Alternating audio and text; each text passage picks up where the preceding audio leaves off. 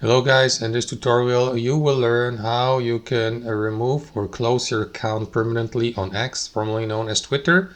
So let us guide you through it. Head over to x.com, log into account, and here on the left panel guys, click into more at the bottom of that panel and select settings and privacy. Inside your account, head over to your account settings, and here to the right, click into deactivate your account. And last but not least, click into deactivate here and confirm the deletion by entering your password here, and confirm that by clicking on to deactivate there.